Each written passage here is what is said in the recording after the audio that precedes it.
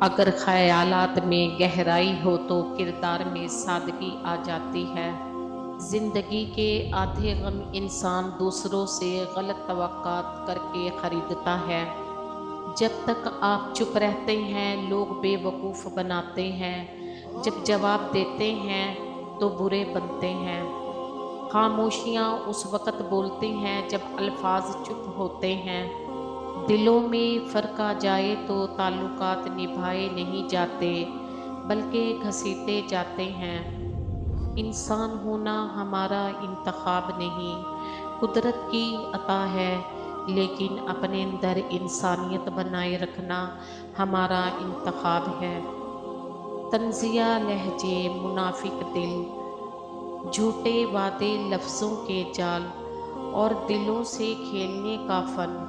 اے ابن آدم، کیا تو واقعی اشرف المخلوقات ہے؟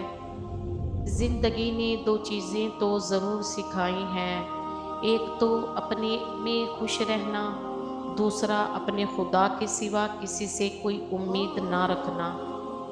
جسم کی چوٹ تو وقت کے ساتھ ٹھیک ہو جاتی ہے، لیکن لفظوں کے زخم کبھی نہیں بھرتے۔ یقین جانے جو کسی کے ساتھ کچھ برا کرتا ہے وہ اپنی ذات میں اس کی سزا بھگتتا رہتا ہے، بس ہمیں خبر نہیں ہوتی۔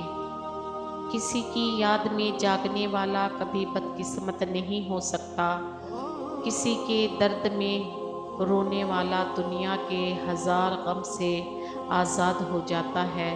محبت کا سجدہ انسان کو ہزار سجدوں سے نجات دیتا ہے۔ جس طرح موسم بدلنے کا ایک وقت ہوتا ہے، اسی طرح وقت بدلنے کا بھی ایک موسم ہوتا ہے۔ انسان کسی کو شریک زندگی بنانے سے پہلے اس کا حال اور ماضی کو دیکھتا ہے، لیکن خاموشی تمام سوالوں کا بہترین جواب ہے اور مسکراہٹ ہر حالات کا بہترین رد عمل ہے۔ اور اللہ کی مدد ایسے وسیلے سے تم تک آئے گی کہ تمہیں لگے گا معجزہ ہے۔ لمبا دھاگا اور لمبی زبان ہمیشہ الجھ جاتی ہے، اس لیے دھاگا لپیٹ کر اور زبان سمیٹ کر رکھیں۔ حضرت علی رضی اللہ عنہ زندگی میں خود کو کبھی کسی انسان کا عادی مت بنانا، کیونکہ انسان بہت خود غرض ہے۔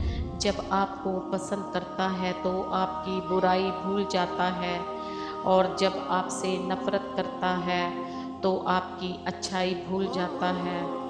زندگی کا فیصلہ انسان اپنی زندگی میں اہم فیصلہ صحیح وقت پر کیوں نہیں کر پاتا؟